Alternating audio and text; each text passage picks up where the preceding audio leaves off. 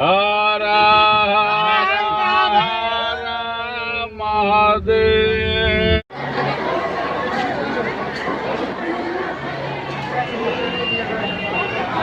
शिव गादी यानी झारखंड का मिनी बाबा धाम।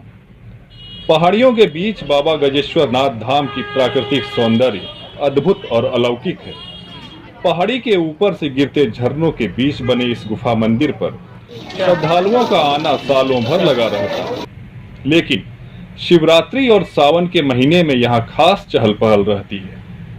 लोगों में ऐसी आस्था है कि बाबा गजेश्वर नाथ के इस दिव्य कामना लिंग का दर्शन और स्पर्श मात्र से ही समस्त पापों से मुक्ति मिल जाती है एवं मन को अपार शांति और आनंद की अनुभूति होती है। बरहेट में बाबा गजेश्वर नाथ के दर्शन के लिए शिव भक्त 195 सीढ़ियां चढ़कर इस गुफा मंदिर तक पहुंचते हैं। इस गुफा मंदिर में बने पीताम्बरी शिवलिंग के ऊपर चट्टानों से सालों भर जल टपकते रहते हैं।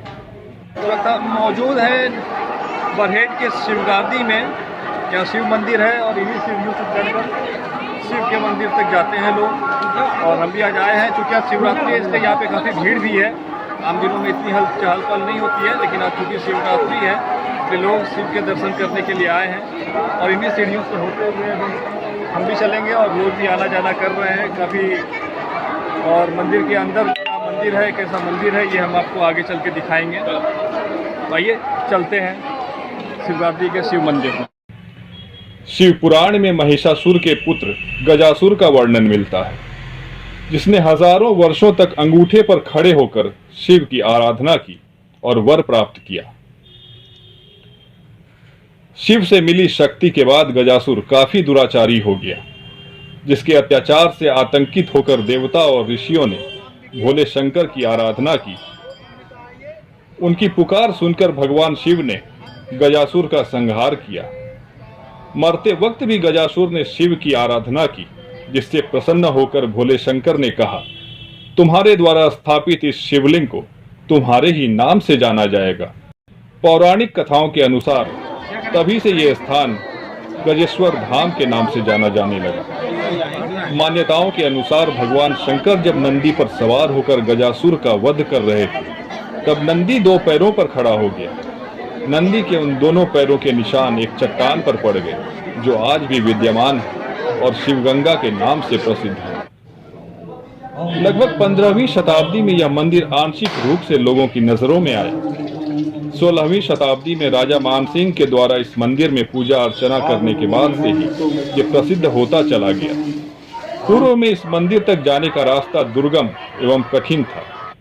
इसी दुर्गम पहाड़ियों में आदिवासियों द्वारा पूजित होते रहे और आदिवासियों ने ही इस मंदिर का नाम शिवगादी अर्थात शिव का घर रखा। संथाल विद्रोह के नायक अमर शहीद सिद्धो कान्हू इस मंदिर में पूजा अर्चना करते थे। तभी से यह संथालों की आस्था का प्रमुख केंद्र बन गया। मंदिर के गर्भगृह में प्रवेश करने के बाद बाबा गजेश्वर नाथ महादेव के पीताम्बरी शिवलिंग के दर्शन होते हैं। शिवलिंग के ठीक ऊपर की चट्टानों से सालों भर बूंद बूंद कर टपकते जल को देखकर ये प्रतीत होता है कि प्रकृति स्वयं ही निरंतर भगवान शंकर का जलाभिषेक करती रहती है। शिवलिंग के ठीक सामने मां पार्वती और शिव के वाहन नंदी की प्रतिमा है। गुफा के अंदर ही गणेश एवं कार्तिकेय की मूर्ति स्थापित है। शिवलिंग के बाईं ओर गुफा के अंदर एक और गुफा है। कहा जाता है इस गुफा मार्ग से ऋषिगण राजमहल के उत्तर वाहिनी गंगा से जल लाकर बाबा का जलाभिषेक एवं पूजा अर्चना किया करते थे। अब इस गुफा के मुख को बंद कर दिया गया है। मंदिर के बाहर दाईं ओर एक दूसरी सीढ़ी जो शिवगंगा तक गई है। यहाँ एक चट्टान पर नंदी के पैर के निशान हैं। खुर रूपी गर्त में सालों भर पानी विद्यमान रहता है, जिसे शिवगंगा के नाम से जाना जाता है।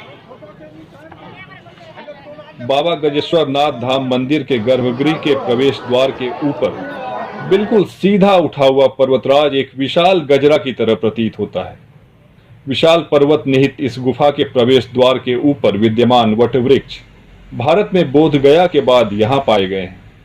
इस वटवृक्ष की जड़ें प्रवेश द्वार के बाईं ओर मंदिर सतह तक फैली हुई है।